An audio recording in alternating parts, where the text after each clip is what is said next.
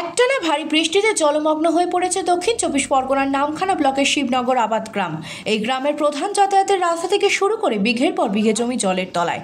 গ্রামবাসীদের অভিযোগ, জল নিকাশের খাল দীর্ঘ কয়েক বছর ধরে সংস্কার না হয় প্রতি বছর বর্ষার মৌসুমে জলযন্ত্রণায় ভুগতে হয় তাদের।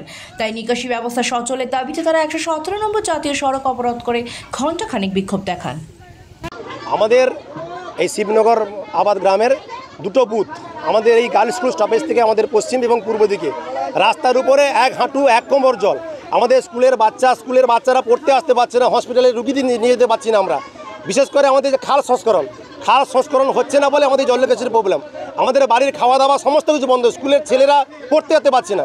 এই জন্য আমরা প্রশাসনের কাছে বারংবার পঞ্চায়েত, বিডিও সব জায়গায় আমরা দরখাস্ত দিয়েছি, কোনো প্রত্যুত্তর আমরা পাইনি। এই কারণে আমরা পদরোধ করেছি। আমরা আজকে আমাদের যতক্ষণ আমাদের প্রশাসন এসে আমাদের কোনো কিছু সুরাহা করে তখন আমাদের অবরোধ চলবে। ঢালাই রাস্তা হবে বলে ওরা প্রতিশ্রুতি নিয়ে গেল, সেই প্রতিশ্রুতি নিয়ে গেছে, এখন প্রতিশ্রুতি সেইটা এখন তৈরি হয়নি, আজ 20 বছর থেকে হচ্ছে না।